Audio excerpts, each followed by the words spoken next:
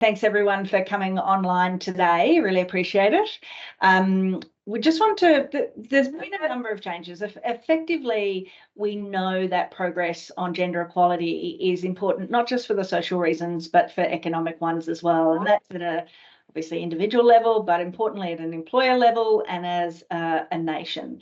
And so there's been a lot of focus on how we accelerate that change. And one of the key aspects of that is a bill that was passed earlier this year, the Workplace Gender Equality Amendment Bill, which made changes to WGEA's role and responsibilities in relation to our regulatory role and also more broadly. There was also changes to our instruments, which are another mechanism of the Parliament to give us a remit to act and collect the information that we do from you. And the combination of these two changes have led to a number of changes that we're discussing today. There's also some broader changes, which I'll go through as well. But that's the context of really trying to accelerate change and the role that WGEA plays as a critical part of promoting and improving gender equality in Australia. There's lots more information on our website if people are interested to go there. So to have a look at what's actually changing, a very significant part of those changes are that we will be publishing employer gender pay gaps in late February, early March next year. And that is really, it's been shown in the UK to be something that focuses the mind in employers and does lead to a reduction in the gender pay gaps. You'll have received now your executive summary and hopefully your industry benchmark report, or you will shortly, and they're required now to be provided to your board or governing body as soon as is practicable, and as a mechanism, I suppose, to underpin a discussion at that most senior level about what's happening in the organisation and if there's plans and what they are and how that the gender equality issues can be addressed. There's expanded data collection, which is what we're spending time on today in terms of your reporting requirements for next year and going forward. The good news is the federal public sector is also now reporting, so we will be able to do some public to private sector comparisons and also have that accountability and transparency that's expected of the private sector for the public sector. And there's also a new requirement for larger companies, so with 500 or more employees, to have policies or strategies that address and cover the 6 gender equality indicators, and that they're what framed our work and the questions that we ask you, and they're essentially acknowledged as the key levers to improving gender equality, and they include, of course, composition of workforce, composition of board, pay equality, consultation with employees, policies around flexible work and parental support, and also sexual harassment and discrimination. So they're the key changes that have been made by the changes to both the Act and the instrument earlier this year. And today I'll hand back to Penelope to focus on what that means from a reporting perspective for you as an employer. Thanks, Mary. So I'll start today at a high level and then we'll dive into each change in turn. So at the high level, there are 3 report templates that are part of the WGEA reporting process: the workplace profile, the questionnaire, and the workforce management statistics, or WMS. So there are no changes to that last one, the WMS. So today's content will focus really on what those changes are to the workplace profile and to the questionnaire. The new template will be available in the new year, but given that the majority of changes I'll talk to you about today are changes of the same question being voluntary to now being mandatory, means you can actually still prepare your Excel data sheet using the 2022-3 templates if you're keen to get started early. Also, in good news, the questionnaire has been reviewed this year and streamlined for reporting in 2024. We've heard your feedback on the length of the surveys, and we combined and truncated sections to make it easier to complete. And additionally, the pre-population of your answers from this year will flow through still where applicable for next year's questionnaire to save you time in that way as well. Do make sure you visit the reporting guide for steps and any other questions you may have. We have updated that now to reflect the new information regarding changes to reporting, so it's your constant reference for how reporting works and what you need to do. So that's the big picture. Let me step now into the specifics of the changes for 2024, beginning with the workplace profile. And there are a couple of slides here. listing those questions that were previously voluntary and are now going to be mandatory. So it's the same questions as last year, just a different status. So the year of birth is the year of birth for each employee who is included in your organisation's workplace profile. We had a question in an earlier employer session where people said, is that the specific birth date, the day, month, year of my employee, or just the year? And it's just the year that we need for that. Secondly is the primary workplace location, or characterised by the postcode. And that's where you provide the postcode of the employee's primary workplace locations. And we've had questions too from employers where they've got employers who attend multiple different locations for work. In that case, you provide the postcode of the location where the employee is most working from during the course of the year. And if it happens to be that they work mostly from home, then their home postcode is the one that you would enter there. So it's really to give us a sense of where are people working when these, in the context of workplace gender equality in their organisations. And the reason we're keen to understand this data is it's going to give us much more granular analysis and better insight into the dynamics of gender equality in Australian workplaces and locations, which of course will enable more targeted action. So it's all in service of accelerating change. If we move on to the next one, which is also about the workplace profile, questions that were voluntary and now mandatory, you can see that we are bringing in the remuneration of the CEOs, heads of business and casually employed managers, which were groups excluded from reporting previously. So for the unit level workplace profile template, you must now provide an annualised FTE base salary and total remuneration amount for these employees. And when you do that, there are two templates you can choose from for the workplace profile. And I'll invite a colleague to speak about this when we come to the Q&A. There's the unit level file and the STP payroll file. So if you choose the STP workforce profile template, you must now provide remuneration data in its component parts, as well as provide an ordinary hours figure and start date for these employees. You do not need to report on the remuneration of overseas managers, or OSMs as they appear in the template, who are more senior than the CEO or equivalent and who report offshore. Importantly, as with all remuneration data collected by WGEA, the pay information of individuals is confidential and will not be published by us.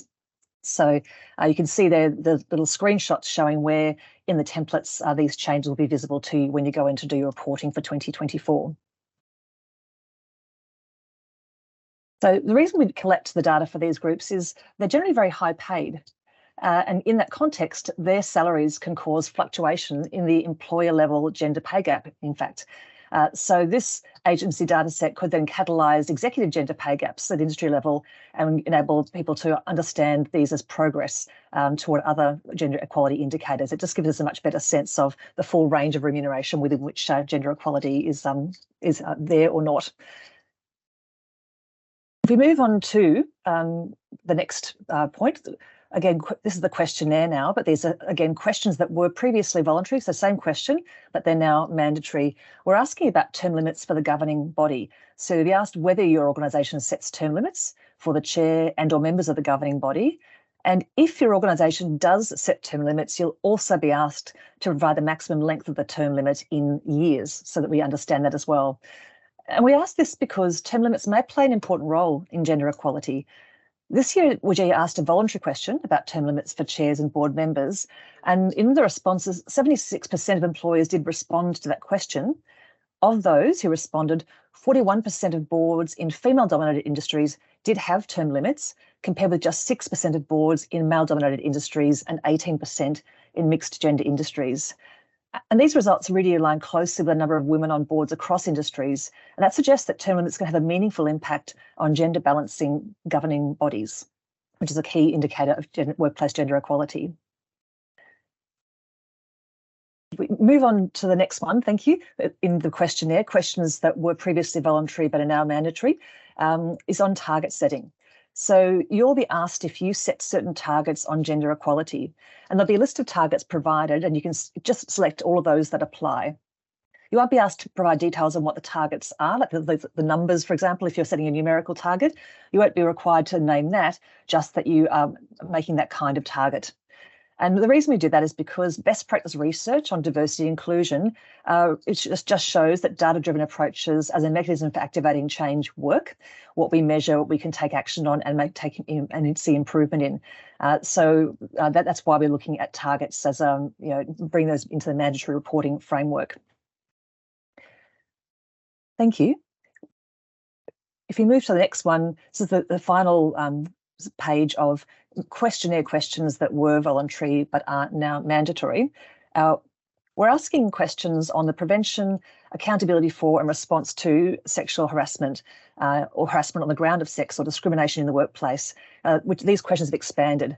And these reforms are aligned with the good practice indicators from the Respect at Work activity, which are about preventing and responding to sexual harassment, sex-based harassment and discrimination. If you're interested in more on those good practice indicators, they're available from the Respect at Work website. And as I say, these questions are deliberately very closely aligned with those. So taking action on these areas means you're also taking action on your broader Respect at Work commitments. So the areas in which you'll be required to report in relation to sexual harassment are in 2024, whether you have a policy or strategy and what's included in that strategy. And again, you'll get a list of options and you can select all that apply there. So we'll get a better sense of not just whether you have a strategy, but what's in it, because we know that having strategies alone hasn't driven change. It needs the action to support that. We'll also ask you whether your formal policy or strategy was reviewed and approved by the governing body and or the CEO or their equivalent during the reporting period. Again, just to get visibility of how strategically and the importance placed on that issue within your organisation. We'll also ask about whether training on sexual harassment is provided to the governing body, to managers and non-managers, how frequently that's provided and what's covered. Again, there'll be a list of options from which you select all that apply. You'll also be asked about whether the governing body and CEO or equivalent communicate their expectations about safe, respectful, inclusive workplace conduct, and if so, where that occurs. So, for example, does that occur in sort of annual briefings or other sort of moments in the organisation's annual life? And we'll also ask information about what, if anything, is included in your workplace health and safety management processes as it relates to workplace sexual harassment, again, with a list of options that you can choose from. And that's important because it aligns with the positive duty where not just where organisations have a duty of care now to provide safe workplaces free from sexual harassment, which means that taking a risk management approach is a focus for many organisations now and into the future. And we'll also ask what actions or responses, if any, have been put in place as part of your workplace sexual harassment risk management processes, again, selecting all that apply from a list of options. You'll be asked about supports, if any, provided to employees involved in and affected by sexual harassment, again, choosing from a list of options. And the options, if any, are available to employees who wish to disclose or raise concerns about incidents relating to sexual harassment or similar misconduct, choosing from a range of options. Also, whether your organisation collects data on sexual harassment, and if so, what type of data is collected, again, with a list of options provided. You won't be asked for the actual metrics, importantly, for this data collection. So, for example, if you choose to collect sexual harassment prevalence data in your organisation, you don't need to tell us what you found in that reporting. You just need to tell us that you're doing it. And for those who are doing it or who are interested in doing it better or starting to do it, we are going to be issuing next week a really well-tested guidance on how to do the data collection part of sexual harassment prevalence data collection well. So that will be a great resource for employers looking to lift their game in that area. We'll also ask you whether your organisation provides reports to the governing body and management on issues of sexual harassment, and if so, how frequently and what are the topics included in that report, again, choosing from a list of options. That's the end of those questions that were voluntary becoming mandatory. If we can move to the next one, thank you. There is a new mandatory question on the questionnaire, which is about employees with access to employer-funded parental leave. So previously, you were asked to report on the proportion of the workforce who had access to employer-funded paid parental leave. And so building on that, for 2024 reporting, you'll be asked actually which employees have access to employer-funded paid parental leave by employment type. So whether they're permanent, contract fixed term, casual and other, and you can select all that apply there. a note on eligibility, because we know some organisations have an eligibility period prior to accessing employer-funded paid parental leave for certain employees. Where that's the case, you should still select those employee types when answering this question. So even if an eligibility period applies, please do tell us which employee types will have access to that form of leave. Thank you. And then finally, on the questionnaire, new voluntary questions. So these were, as I say, are voluntary, not mandatory. And the reason we are asking them is to give us some insight back to government on the paid parental leave entitlement that is now part of our work standards. So you'll be asked, and what we're looking for is, what's the usage of paid family and domestic violence leave? So you'll be asked about questions about employees who take family and domestic violence leave. You'll be asked first whether any of your employees took family and domestic violence leave during the reporting period. If the answer is yes, then you'll also be asked how many employees took paid family and domestic violence leave, how many days of paid family and domestic violence leave were taken by employees in aggregate, and how many employees took the maximum leave entitlement, which is that 10 days. So, as I say, this information is really to inform government about how this 10 days paid family and domestic violence leave as a national employment standard under the Fair Work Act, how that's being taken up. And we'll only share disaggregated data for this purpose, which may also be released together with WGEA public data release, only again at an aggregate level. So the whole WGEA data set, it'll be rolled up at that level and not at the organisational level, just for clarity there. So if we take a step back and just look at all those changes, as you can see, mostly they are the same questions, but changing from voluntary status to now being mandatory. So hopefully that means it's relatively easy to adapt to that shift from last year. And as I mentioned, that pre-population from last year's data will also help where that applies to you. And the changes only apply to the workplace profile and questionnaire and not the WMS. So in summary, that's the state of play in terms of changes to reporting. So what can you do now as we prepare for the new reporting year to take action for gender equality in light of these changes? You can certainly begin now to prepare your data, again, referring to the reporting guide, which is up to date, referring to the templates online, because most of the data is the same. It's just changing from voluntary to mandatory. You can also review the reporting guide and, importantly, undertake a gender pay gap analysis, because we know that organisations that do that and that take action on what they learn from that analysis do better in terms of gender pay gap and also other workplace gender equality outcomes. So it's a great investment of your attention in taking action on workplace gender equality. Just for visibility too, some notable dates coming up. You can upload your employer statement by February 20th.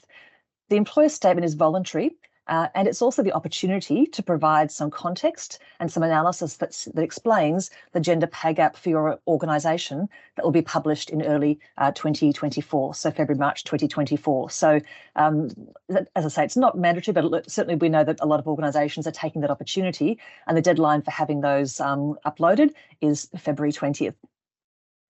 We know there's a lot of focus on the gender pay gap publishing, which is going to be, as I say, late February, early March next year. And a lot of organisations are being very proactive in their preparations for that, in the sense of making sure they understand the gender pay gap, what's driving it, and what they're already doing to take action, and what actions lie in the future, and how they're going to communicate that really actively with their employees as well as with external stakeholders.